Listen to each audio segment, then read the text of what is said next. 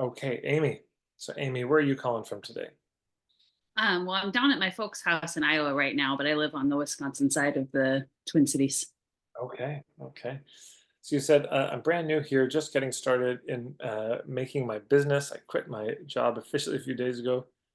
Perfect. I've been working with Alex Baisley, and I'm planning to work on emotional and spiritual healing with healthcare professionals. I'm an ER doctor using nature connection, creativity, and a few other woohoo things I'm into. I have a lot of interests that I'm passionate about, and I'm struggling to figure out what would be the most useful signature workshop topic. Right on time. Look at you. Amazing. Right after the shameless plug. So, okay. Beautiful topic. And I think there's actually somebody else on the call you might want to connect with. Where are you, Eileen? Yeah, I think she already messaged me, so I'm going to email her right after this. And anyway, yeah, there are a number of people in this niche, which is wonderful. Former nurses and doctors who are now becoming coaches, and there's also a fellow Dyke Drummond. Do you know him? Mhm. Okay, great. So, a topic for the signature workshop.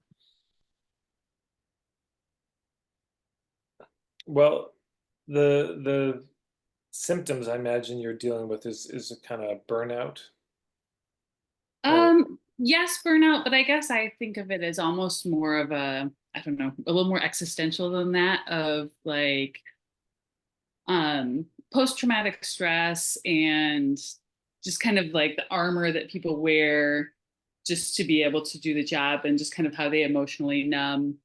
And so yeah, just kind of a deeper spiritual thing beyond like for myself, what has kind of driven me away from medicine is kind of this feeling of being abandoned, and a feeling of overwhelm. So that's kind of, being abandoned by the system, like they throw you in there, or yeah, I mean, I by the government and its COVID response, by our institutions, by even like friends and family who, like, unless they worked in hospitals, weren't really checking in on people usually. So, right there you are on the front lines and taking care of everybody and not being taken care of. mhm. Okay, so um,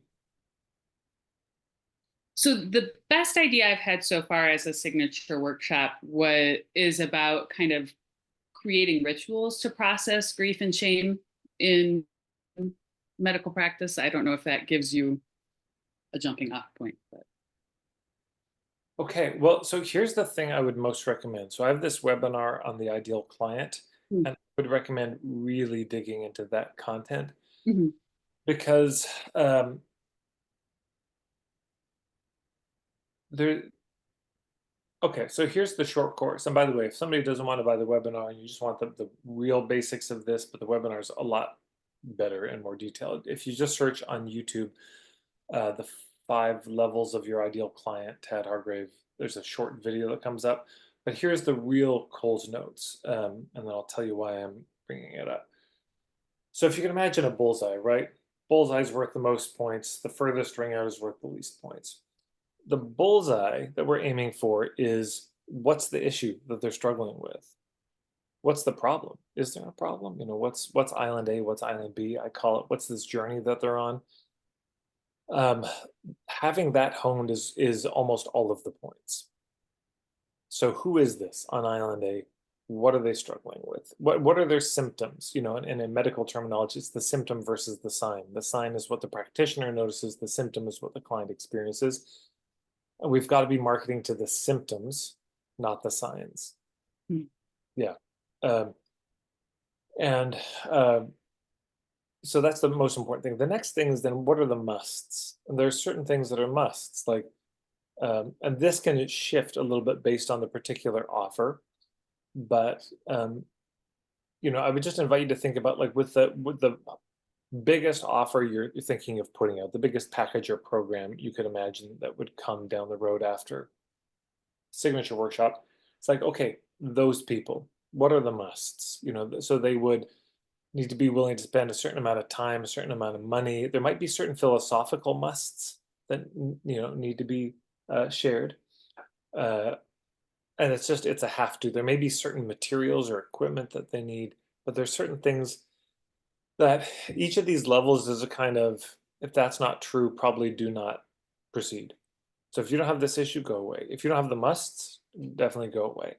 Third level are what are called the psychographics, and the psychographics are the kind of internal values, worldviews, and this is one of the things that had me want to bring it up is, okay, there's lots of doctors out there who are feeling abandoned and who feel um, yeah, depleted and burned out, and but they're not all your people. Yeah. So the clarifying, what are the communities, the scenes, the identities, like what are the other things they would be into?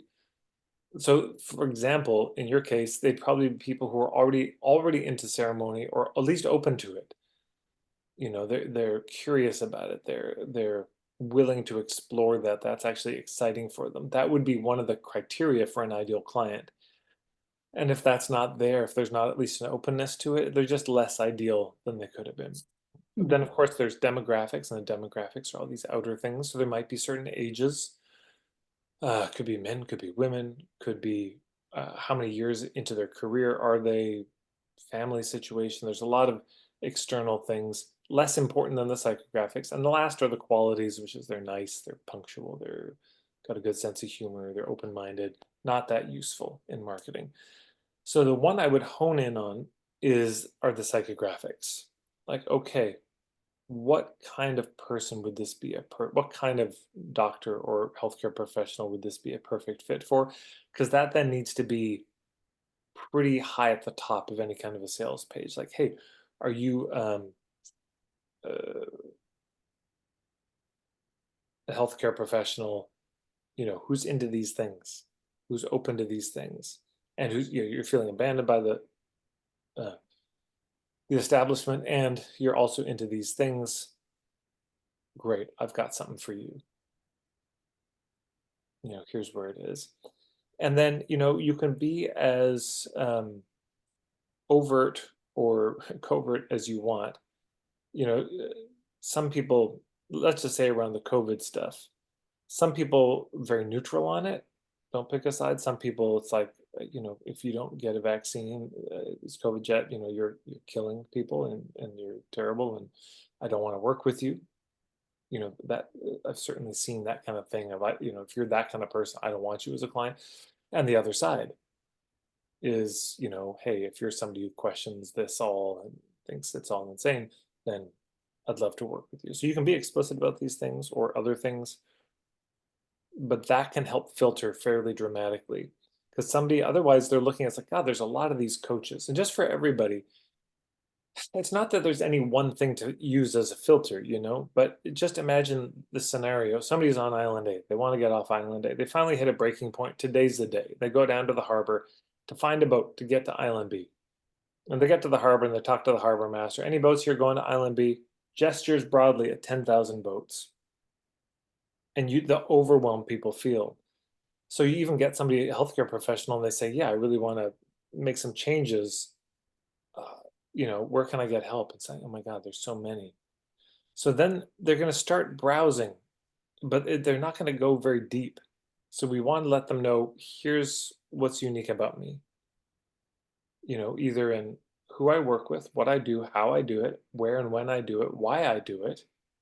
There's just got to be something that pops where they say, that's my person. That's the one. Or they're on the short list. Because if we go vanilla with it, if we just go, I don't know why people say that, it's the greatest of all ice cream flavors, but if people go generic, no opinions, it's not going to come across. So anyways, that was my rant. How does that land for you, or any thoughts? Yeah, I think that makes sense. I think even before I set out on contemplating this, I think one of the things that gave me pause was I was like, how many woo-woo doctors and nurses are even out there for me to find for this? So yeah, the psychographics and kind of pinning that down makes a lot of sense. Yeah, beautiful. Yeah, and are there enough? That's one of those questions, right? Is it clear? Are there enough? Can you find them? My guess is there's more and more hubs for doctors and nurses and healthcare professionals who are open to this stuff. Mhm. Um, but yeah, that does become the question. And there's still imagine you reach out to some podcast that's for healthcare professionals, like, hey, I'm a coach helping doctors become more sustainable. My guess is they've heard that pitch before. So then there Mhm. just to be a unique point of view. And they say, well, we've interviewed people, but they haven't been as fucking hippie as me. You know, I got some crazy stuff to talk about. That may actually be the thing. That's okay. Come in. You're so boo boo. Let's hear it.